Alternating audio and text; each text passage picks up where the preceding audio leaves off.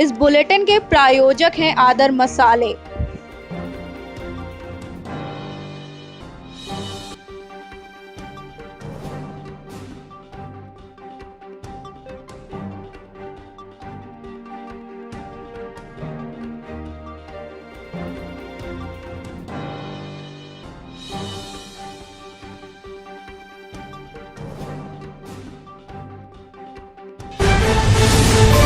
जनहितकारी ग्रामीण पत्रकार एसोसिएशन ने उत्कृष्ट आशा बहुओं को किया सम्मानित। पूर्व विधायक अनिल सिंह ने कहा, जल्द ही आशा बहुओं को मानदेय का तोहफा मिलेगा। राज्य की योगी सरकार का फैसला आने वाला है। वो आज ब्लॉक सभागार में जनहितकारी ग्रामीण पत्रकार एसोसिएशन द्वारा आयोजित उत्कृष्ट आशा सम्मान समारोह में बतौर मुख्य अतिथि बोल रहे थे। उन्होंने भ्रष्टाचार को जड़ से समाप्त करने की दिशा में लगातार काम कर रही योगी सरकार को साहसी सरकार की संज्ञा देकर खूब तारीफ की।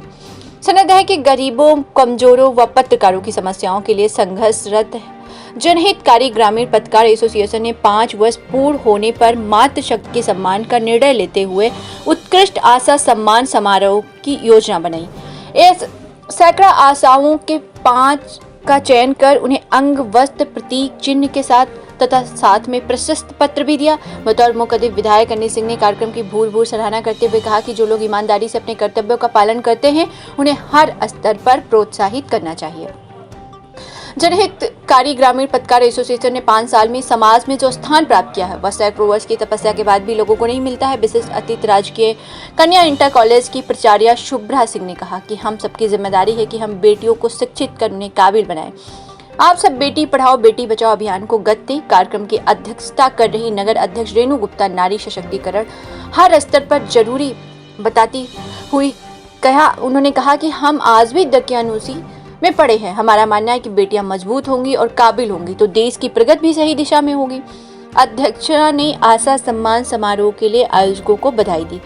ब्लॉक सभागार में संपन्न उत्कृष्ट आशा सम्मान समारोह में मां सरस्वती की पूजा अर्चना पश्चात प्रारंभ हुआ। राम जानकी टाइम्स के प्रधान संपादक अनुराग द्विवेदी, एसोसिएशन के प्रवक्ता सुनील सिंह, अध्यक्ष डॉक्टर प्रमोद कुमार, शिवकांत तिवारी आदि ने संबोधित किया। इस अवसर पर एसोसिएशन के जिला अध्यक्ष राजेंद्र शुक्ला, महामंत्री देवेश गुप्ता, प्रदेश उपाध्यक्ष सुशील कुमार, महामंत्री दिनेश साहू, कोषाध्यक्ष सत्यप्रकाश शुक्ला, रामू सिंह, पंकज दीक्षित सहित शुक्ला दादा, आदित्य दीक्षित, राजू वर्मा, राजमणि सिंह, अजय द्विवेदी, शाहरुख खां, संयोग जायसवाल, राजेश यादव सहित एसोसिएशन के सभी सदस्य व पदाधिकारीगण मौजूद रहे। समापन एवं आभार एसोसिएशन के अध्यक्ष जयशंकर पांडे ने व्यक्त किया। इस अवसर पर श्रीमती कुमुद अवस्थी, निर्मला देवी, संगीता, राजकुमारी व चंद्रकला को सम्मानित किया गया।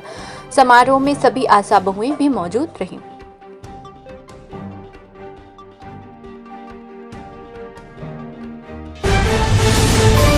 लखनऊ में छठ पूजा के दौरान गुम हुई मासूम बच्ची को 1 घंटे में तलाश करके मां को किया गया वापस। हम आपको बता दें कि राजधानी लखनऊ में छठ पूजा के दौरान शाम के समय एक बच्ची लापता हो गई, जिसकी सूचना लखनऊ पुलिस को दे दी गई। लखनऊ पुलिस कमिश्नरेट के द्वारा तत्परता दिखाते हुए 1 घंटे में ही ढूंढकर बच्ची को मां को सुपुर्द कर दिया गया। बच्ची को वापस पाकर मां के चेहरे पर मुस्कान लौट आई और साथ ही लखनऊ पुलिस की सराहना करते हुए लखनऊ पुलिस कमिश्नरेट को धन्यवाद भी दिया। संवाददाता दीपक विमल की रिपोर्ट लखनऊ से आप तक न्यूज पर।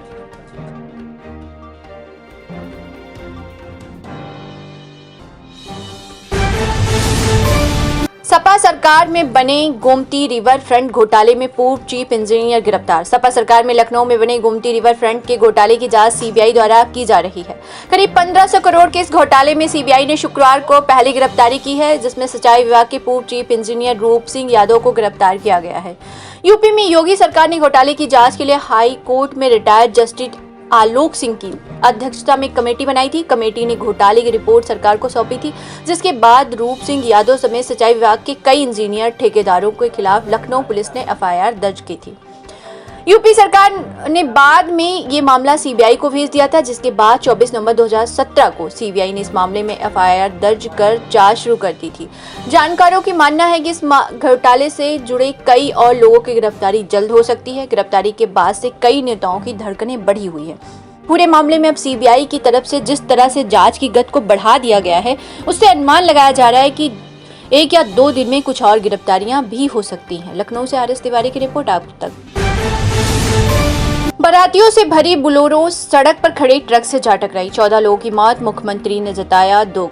प्रदेश के प्रतापगढ़ में बारातियों से भरी एक बोलेरो बीती रात सड़क किनारे खड़ी ट्रक में पीछे से घुस गई। इस हादसे में 14 लोगों की मौत हो गई है। मरने वालों में पुरुष, महिलाएं और 6 बच्चे भी शामिल हैं। आधी रात बाद हुई इस घटना से हड़कंप मच गया है। एसपी अनुराग आर्य व कई थानों की पुलिस मौके पर पहुंच चुकी है। बोलेरो को काट कर कई शव निकाले गए हैं। कुंडा थाना क्षेत्र के चौसा जिरगापुर निवासी संतलाल यादव के बेटे सुनील यादव की गुरुवार को शादी थी। बारात नवाबगंज थाना क्षेत्र के शेखपुर में गई थी। वैवाहिक कार्यक्रम में शामिल होने के बाद देर रात बच्चों समेत 14 लोग बोलेरो से कुंडा स्थित गांव लौट रहे थे। मानीपुर थाना क्षेत्र में देशराज का इनारा के पास तेज रफ्तार बोलेरो सड़क किनारे खड़े ट्रक में पीछे से घुस गई। इसके बाद चीख पुकार मच गई। हादसा इतना भयावह था कि मौके पर पहुंचे लोगों के पास जाने की भी हिम्मत नहीं हुई। पुलिस ने काफी मशक्कत के बाद बोलेरो से शव को बाहर निकाला, हरकुंडा सीएससी पहुंचाया। हादसे की सूचना गांव में पहुंची तो वहां पर कोहराम मच गया। शादी समारोह में भी मातम छा गया। हादसे में जो जाने गई हैं इस प्रकार हैं: दिनेश कुमार 40 वर्ष, पवन कुमार 10 वर्ष, दयाराम 40 वर्ष, अमन 7 वर्ष, राम समूह 40 वर्ष, अंश 9 वर्ष, गौरव गुप्ता 10 वर्ष, नान भैया 55 वर्ष, सचिन 12 वर्ष, हिमांशु 12 वर्ष, मिथिलेश कुमार 17 वर्ष, अभिमन्यु 28 वर्ष, पारसनाथ 40 वर्ष एवं चालक बबलू 22 वर्ष है। प्रतापगढ़ में हुए हादसे के दौरान 6 बच्चों समेत 14 लोगों की मौत पर मुख्यमंत्री योगी आदित्यनाथ ने दुख जताया है। मुख्यमंत्री ने वरिष्ठ अधिकारियों को मौके पर तत्काल पहुंचने और पीड़ितों को हर संभव सहायता प्रदान करने के निर्देश दिए हैं। सभी शवों को पुलिस ने पोस्टमार्टम के लिए भेज दिया है। मृतकों में 12 बराती कुंडा कोतवाली के जिगरापुर चौसा गांव के रहने वाले बताए गए हैं, जबकि बोलेरो चालक समेत 2 लोग कुंडा इलाके में अन्य गांव के रहने वाले थे। बोलेरो में कुछ लोग फंसे हुए थे जिनकी को गैस कटर की मदद से निकाला गया है। इस दर्दनाक हादसे में कुंडा थाना क्षेत्र के चौसा जिरगापुर गांव के 2 सगे भाई इस भीषण दुर्घटना के शिकार हो गए। इस गांव के श्रीनाथ के बेटे दिनेश और नान भैया भी बोलेरो से लौट रहे थे। लौटते समय दिनेश ने घर वालों को फोन करके आने की सूचना भी दी थी कि वो कुछ ही देर में घर पहुंच रहा है। कौन जानता था कि उसकी स्वजनों से आखिरी बातचीत है। ऐसा ही इसी गाँव के रहने वाले दिनेश कुमार के बेटे पवन और अमन के साथ भी हुआ। दोनों इस दुर्घटना में मौत के गाल में समा गए हैं। देर रात सभी 14 मृतकों के शवों को ट्रैक्टर से लाद कर जिला अस्पताल भेज दिया गया है। प्रतापगढ़ से ब्यूरो रिपोर्ट आप तक पर। सीएम योगी का आदेश, सीओजी नंबर की हर कॉल खुद रिसीव करे डीएम, पुलिस कप्तान, एसएचओ।